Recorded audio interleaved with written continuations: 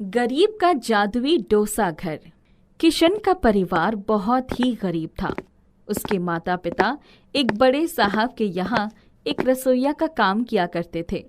लेकिन किशन बहुत ही होशियार था और उसका मन कुछ बड़ा कर दिखाने का था, ना कि किसी का नौकर बनने में, परंतु गरीबी के कारण वो मजबूर था। किशन, हम साहब के यहाँ जा रहे हैं, अपना ख्याल रखना।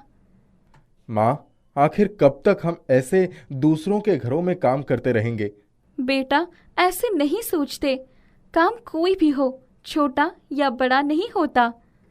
हाँ माँ, लेकिन जितनी मेहनत आप दोनों उनके लिए करते हैं, उतने में तो हम अपना खुद का एक अच्छा सा ढाबा खोल सकते हैं। हाँ बेटा, पता है, लेकिन हमारे पास अभी इतने पैसे नहीं हैं कि हम अपना खुद का एक ढाबा खोल पाए। किशन ये सारी बातें सुनकर बहुत ही निराश हो जाता है। उसका दिमाग शुरू से ही बिजनेस में तेज चलता था।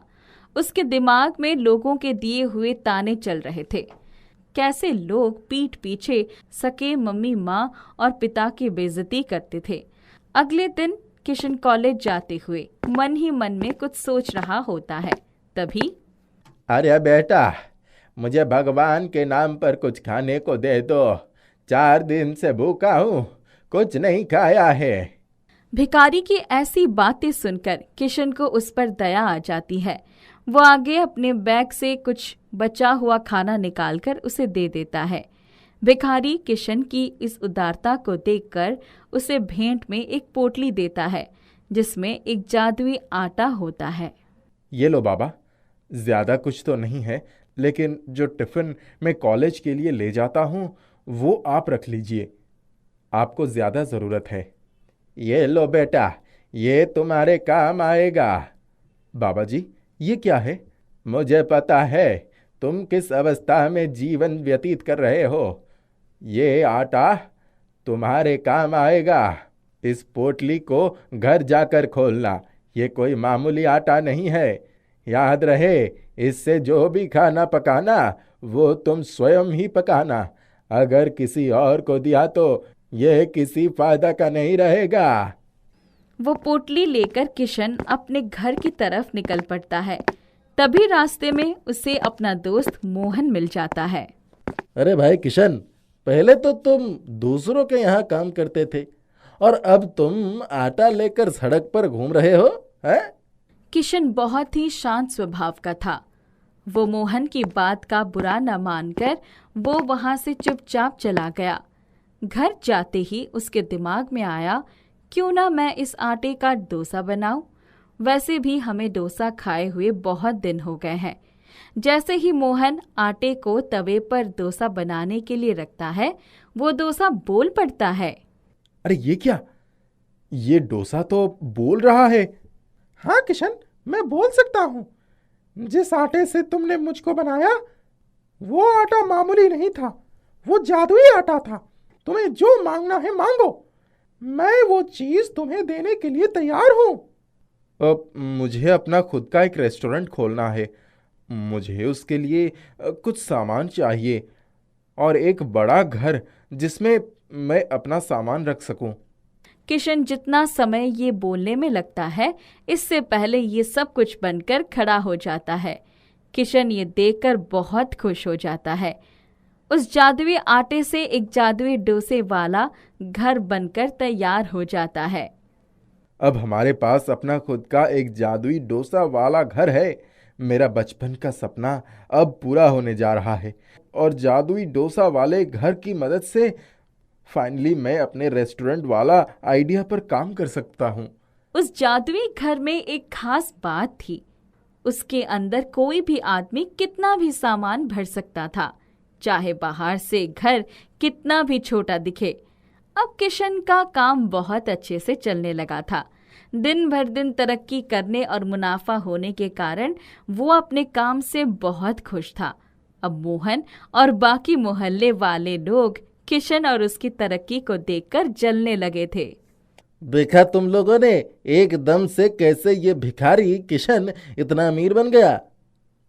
हाँ, कुछ तो बात है जो हमें नहीं पता, वरना ऐसे ही बिना पैसों के कोई इतना बड़ा रेस्टोरेंट नहीं बना सकता। चलो आज रात सब मिलकर उसके घर चलते हैं और उसका कुछ भी सामान नहीं छोड़ेंगे।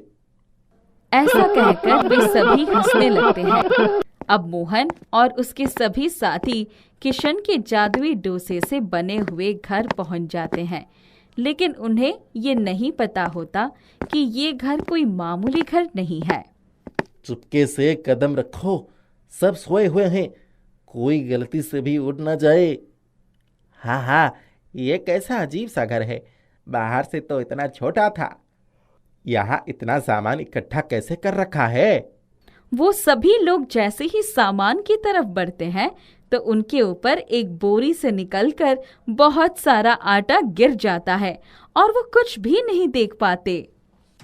अरे ये क्या हुआ? ये आटे की बोरी हम पर किसने गिराई है? मैं तो कुछ देख ही नहीं पा रहा हूँ। वे ये सब यहाँ वहाँ देख ही रहे होते हैं कि उन्हें एक आवाज आती है। क्यों बच्चों, अब आया ना मजा? पता चला कि आटे से क्या क्या हो सकता है? उस दिन बड़े बोल रहे थे तुम किशन को। अरे कौन हो तुम और हमसे क्या चाहते हो?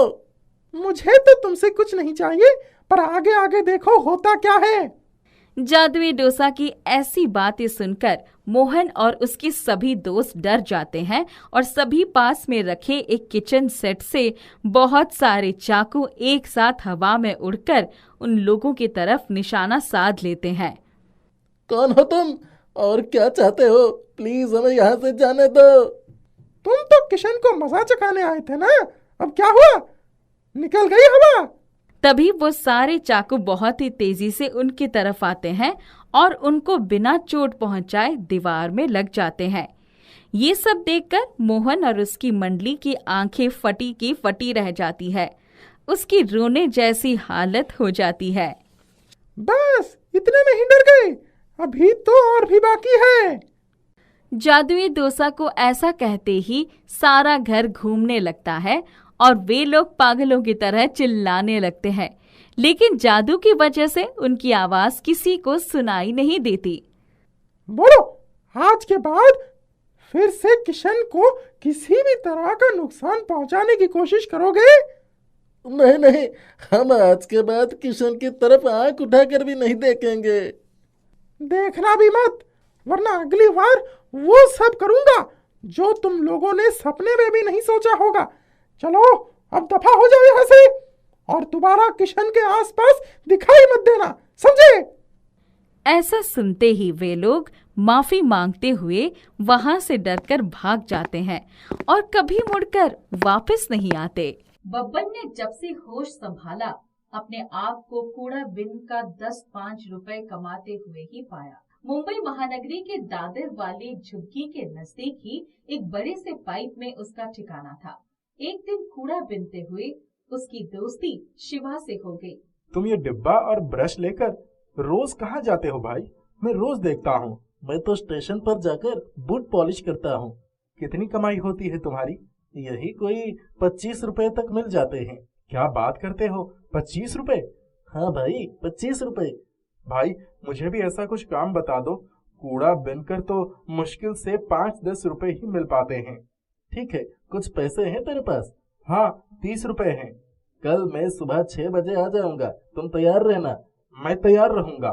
दूसरे दिन बब्बन सुबह सुबह नहा धोकर तैयार हो गया और पाइप पर बैठकर शिवा का इंतजार करने लगा। तभी दूर से उसे रोजी आते हुए दिखी। आज काम पे नहीं चलोगे क्या? अब तो तुझे अकेले ही काम पर जाना होगा। मैं तो स्टेशन पर बूट पॉलिश करने जा रहा हूँ। अच्छा, तब तो मुझे हमेशा ही अकेले जाना होगा। हाँ। रोजी चुपचाप वहाँ से चली गई थी। तभी उसने देखा कि शिवा आ गया। मैं तैयार हूँ। बब्बन, तुम्हारे पास 30 रुपए है ना? तुम मुझे 20 रुपए दे दो और ये मेरा बूट पॉलिश का डब्बा लेकर स्टेशन पर पिलर नंबर 8 पर चले जाओ। वहाँ मेरा दोस्त रहमान बैठा होगा, उससे कहना आज मेरी जगह तुम काम करोगे। भाई लेकिन मुझे तो पॉलिश करना भी नहीं आता।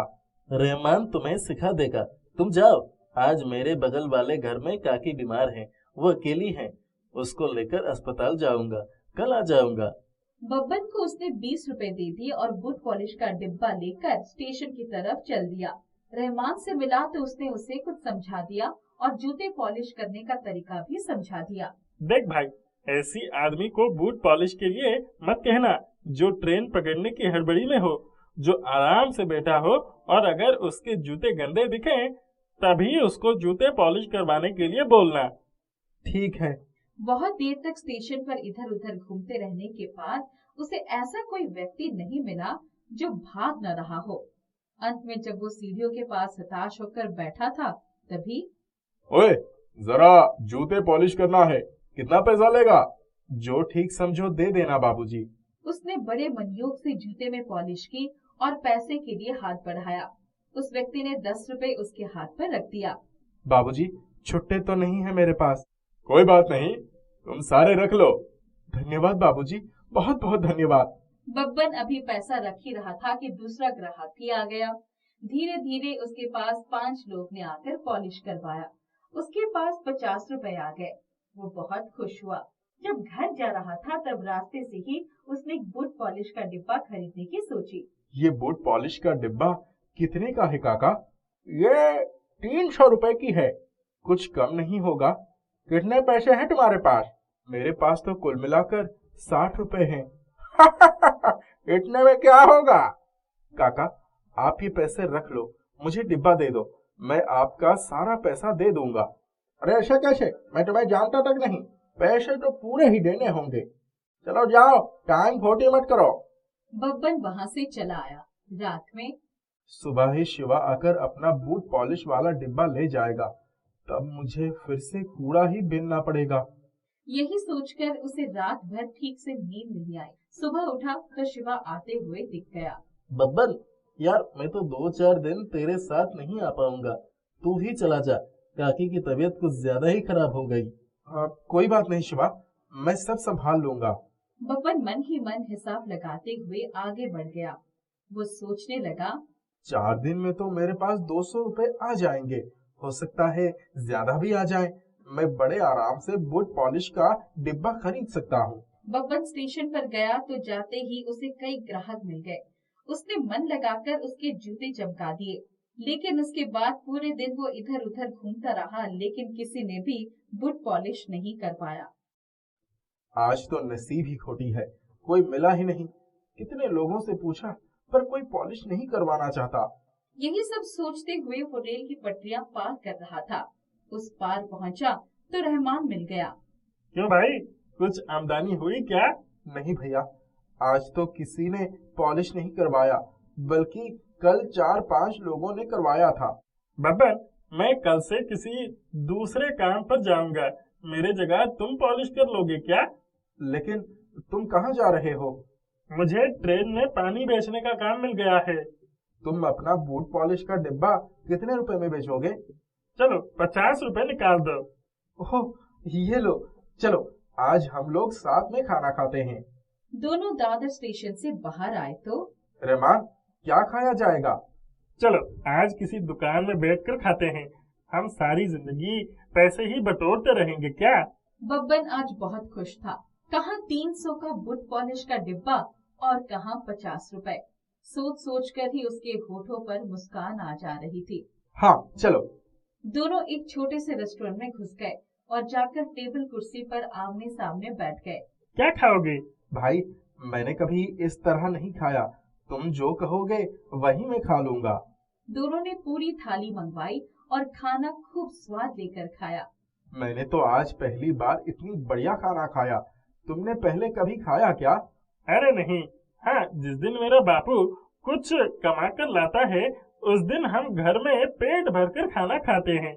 मेरी माँ हमेशा बिस्तर में पड़ी रहती है, हम लोगों को घर का काम भी करना पड़ता है। तुम्हारा पूरा परिवार तुम्हारे साथ रहता है? हाँ, तुम क्या अकेले रहते हो? मेरा कोई नहीं है, मैं तो उसी पाइप में पड़ा रहता हूँ। जिस दिन बीएमसी वाले पाइप ले जाएंगे अपना पता बदल जाएगा। ओहो। उस दिन रहमान का भी बूट पॉलिश का डिब्बा लेकर वो घर चला गया। सुबह उठकर स्टेशन जाने का नया उत्साह मन में भर गया था। 3-4 दिन में उसे ये समझ में आ गया कि बुट पॉलिश करने के धंधे में कभी कभी कमाई बिल्कुल नहीं भी हो सकती है, इसलिए उसे निराश होने की जरूरत नहीं है। एक दिन जब वह सुबह सुबह स्टेशन जाने को तैयार हुआ, तभी शिवा आ गया। वाह भाई शिवा, आज तो हम दोनों साथ साथ चलेंगे, खूब मजे करेंगे। कैसे? क्योंकि रहमान भाई ने अपना बूट पॉलिश का डिब्बा मुझे बेच दिया, उन्हें दूसरा काम मिल गया। अच्छा। दोनों झूमते हुए स्टेशन की तरफ बढ़ गए। आज तो बब्बन न जाने क्यों बहुत ही खुश था। आज ग्राहक भी बहुत सारे मिले। ऐसे ही जिंदगी चलती रही तो मैं ढेर सारे पैसे इकट्ठा करूंगा और बड़े होकर रोजी से शादी भी कर लूंगा। हम भी अपनी एक झोपड़ी डाल लेंगे। 1 साल बाद। शिवा, आज मेरा काम पर जाने का मन नहीं है। क्या हुआ? तबीयत ठीक नहीं है क्या? हाँ, बस आज आराम करना चाहता हूँ। थोड़ी देर बाद ही रोजी आ गई। तुमने मुझे क्यों बुलाया था? आज मुझे तुमसे कुछ कहना है। जल्दी बताओ। आज शाम मुझे लड़के वाले देखने आ रहे हैं। मेरी सौतेली माँ चाहती है कि जल्दी से जल्द मेरी शादी हो जाए। तो तुम उससे शादी करके चली जाओगी? पता नहीं, वैसे रोज रोज घर में मार खाने से तो अच्छा ही है। रोजी की बड़ी बड़ी आंखों से आंसू टपकने लगे। बब्बन तड़प उठा। ठीक है, तुम जाओ। उसके जाने के बाद बब्बन ने अपना डिब्बा उठाया और स्टेशन की तरफ चल पड़ा।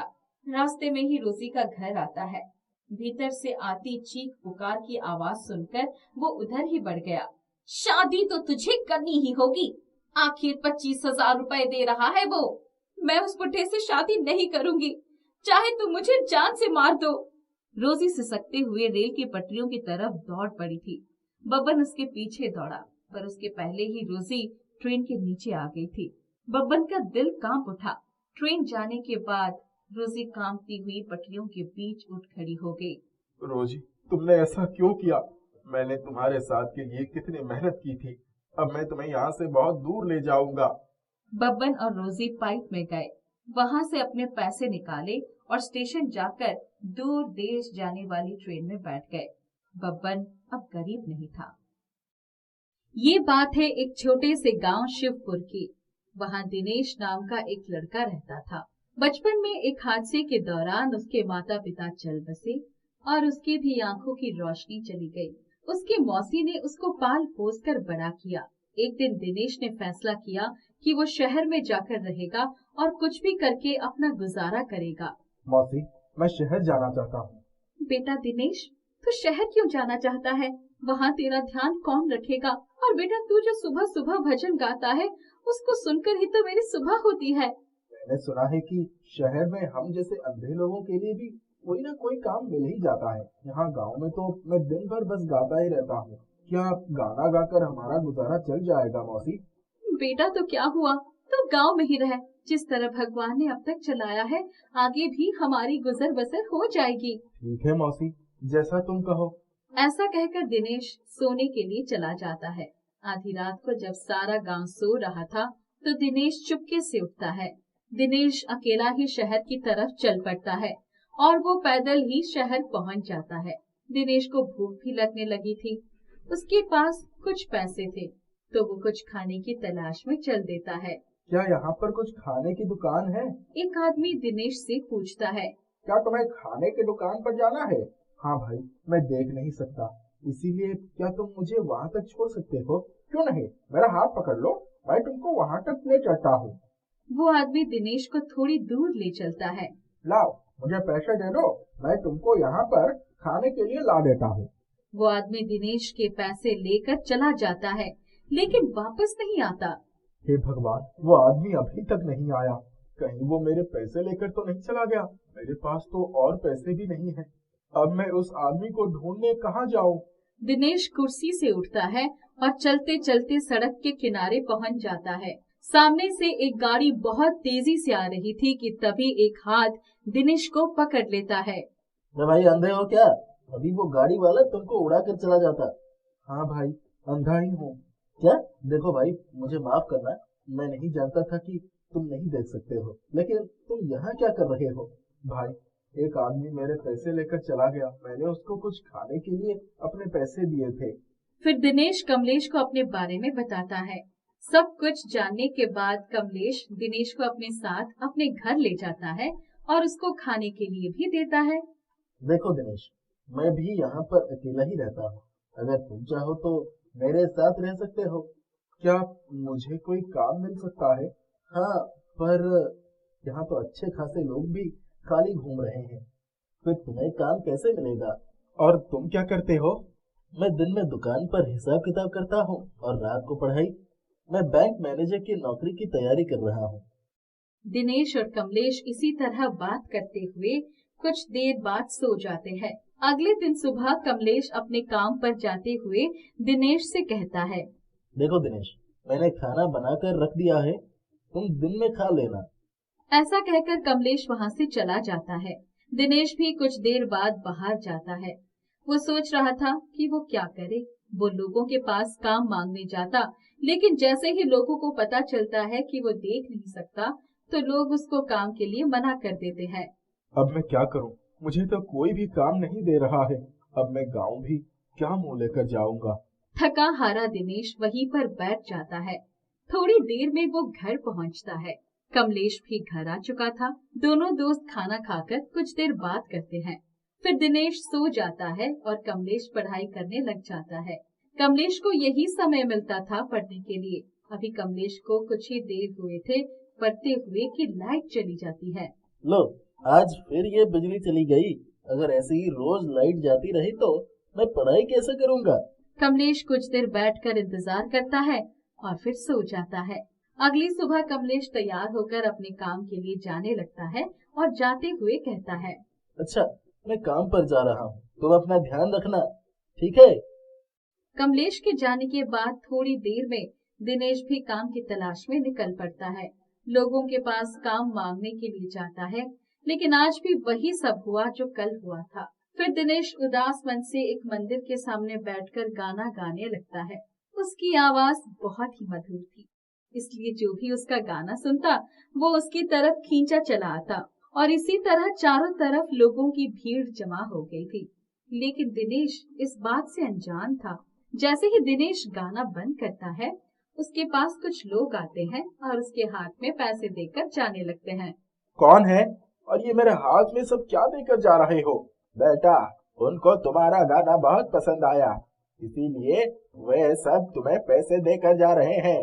नहीं नहीं, मुझे पैसे भीख नहीं चाहिए। मैं भिखारी नहीं हूँ। बेटा, सारे लोग तो चले गए। तुम कौन हो बाबा? बेटा, मैं तो इसी मंदिर में रहता हूँ और थोड़े बहुत पैसे भीख मांगकर मैं अपना पेट भर लेता हूँ। अच्छा बाबा, तो ये पैसे आप रख लो। दिनेश सारे पैसे उस बाबा को देकर वापस कमलेश के घर की तरफ चल देता है। फिर दिनेश कमलेश को दिन की सारी बातें बता देता है। अच्छा दिनेश, बता, तो क्या सच में इतना अच्छा गाना गाता है? ये तो पता नहीं, लेकिन मौसी भी ऐसा ही कहती थी कि मेरा भजन सुनने से ही उनकी सुबह अच्छी होती है। इसी तरह बातें करते हुए रात हो जाती है और कमलेश पढ़ने के लिए बैठ जाता है। आज दिनेश भी कमलेश के साथ ही बैठा हुआ था कि फिर से बिजली चली गई। कमलेश फिर से गुस्सा करता है तो दिनेश पूछता है, क्या बात है कमलेश, तुम गुस्सा क्यों कर रहे हो? कमलेश सारी बातें दिनेश को बताता है कि जब भी वो पढ़ने बैठता है तो थोड़ी ही देर बाद बिजली चली जाती है।